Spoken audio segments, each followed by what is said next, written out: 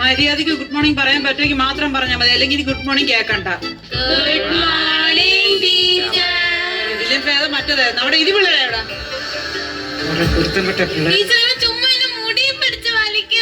ഇത് ക്ലാസ് ആണോ ചന്തയാണോ?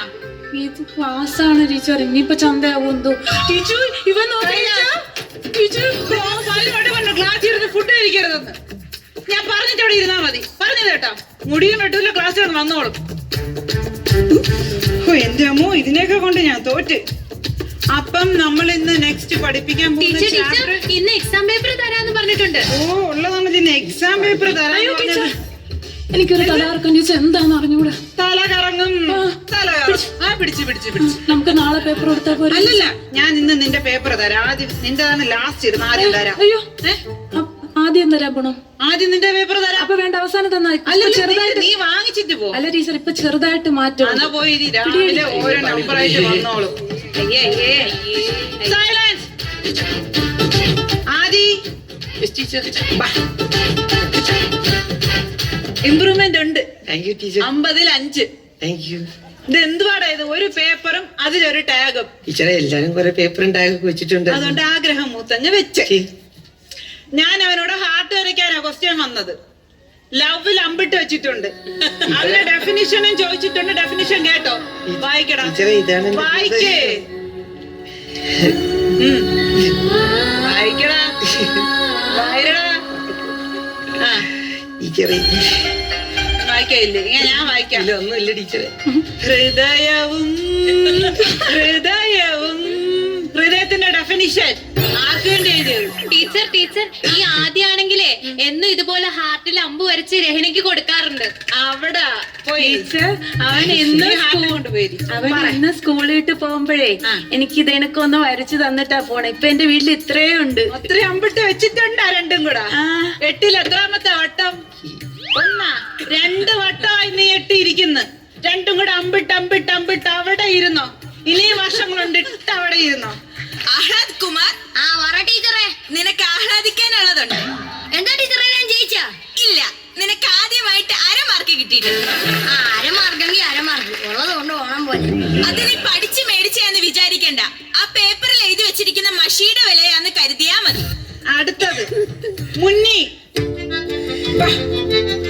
നീ സൂപ്പറാ. 50-ൽ 3. കടൽപ്പാമ്പിനെ എങ്ങനെ തിരിച്ചറിയാം? ക്വസ്റ്റ്യൻ. ആൻസർ നീ വായിക്ക്. വായി. നക്കി നോക്കിയാൽ മതി. ഉപ്പിട്ടെങ്കിൽ അത് കടൽ പാമ്പ്.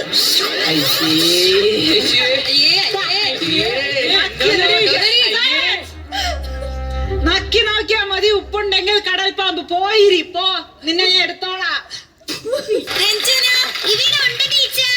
50-ൽ 45 മാർക്ക്. മിടുക്കി.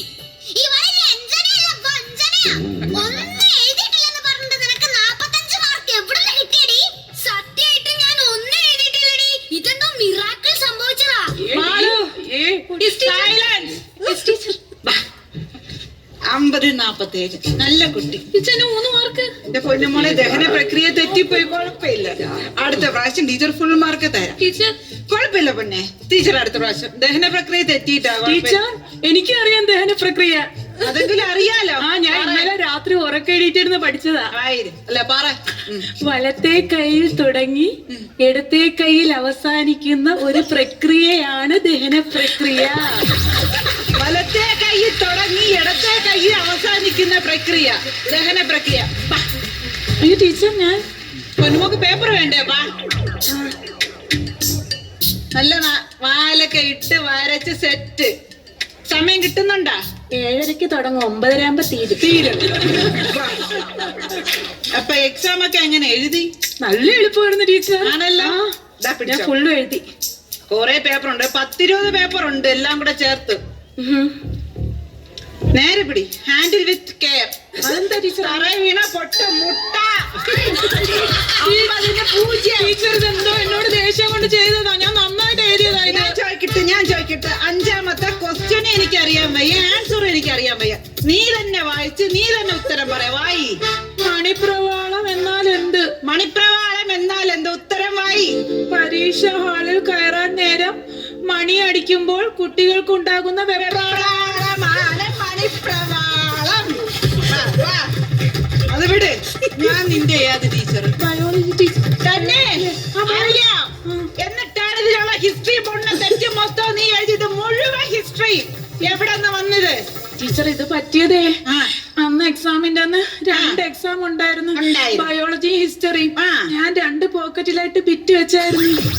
അപ്പൊ എടുത്തെഴുതിയപ്പോ ബയോളജിയുടെ ഹിസ്റ്ററിയിലും ആയിപ്പോയി, ഹിസ്റ്ററിയിലും ബയോളജിയിലും ആയിപ്പോയി. ടീച്ചർ അതുകൊണ്ട് എന്നെ ഒന്ന് ഹെൽപ്പ് ചെയ്യണം. ഈ പേപ്പർ കൊണ്ടുവന്ന് ഹിസ്റ്ററി ടീച്ചറിന് കൊടുത്തിട്ട് ആ പേപ്പർ ടീച്ചർ വായിച്ചിട്ട് അപ്പൊ ടീച്ചർ ഇത് ഫുള്ളും ശരിയിടും, മറ്റേ ടീച്ചറും ഫുള്ളും ശരിയിടും. അപ്പൊ എനിക്ക് ഫുൾ മാർക്ക്. ആ കളി കൊള്ളാം. എവിടെയാണ് മാറ്റി എഴുതാൻ പോയി. ടീച്ചറിന്റെ വീട്ടിൽ റൂമില്. ടീച്ചർ ഞാൻ പറഞ്ഞില്ല ടീച്ചർ. ഒന്നുകിൽ നീ ഈ സ്കൂളിൽ നിന്ന് വെളിയിൽ, അല്ലെങ്കിൽ ഞാൻ വെളിയിൽ. എനിക്കിനി നിന്നെ പഠിപ്പിക്കാൻ വയ്യ. ടീച്ചർ ഞാൻ ഒരു കാര്യം പറയട്ടെ. നടക്കൂല. ടീച്ചർ, ഞാൻ ഒരു കാര്യം കൂടെ, ഒരു കാര്യം. ഇന്നലെ എന്റെ മാത്സ് പേപ്പർ കിട്ടിയായിരുന്നു. അപ്പൊ അതിന് കെമിസ്ട്രി ആയിരുന്നു ഇതേപോലെ എഴുതി വെച്ചിരുന്നു. അപ്പൊ എന്നെ പ്രിൻസിപ്പളുടെ റൂമിൽ കൊണ്ടുപോയായിരുന്നു. അപ്പൊ എന്റെ അടുത്ത് പറഞ്ഞു, ഇനി എന്തെങ്കിലും കുഴപ്പമായിട്ട് വന്നാൽ നിനക്ക് TC തരുമെന്ന്. അത്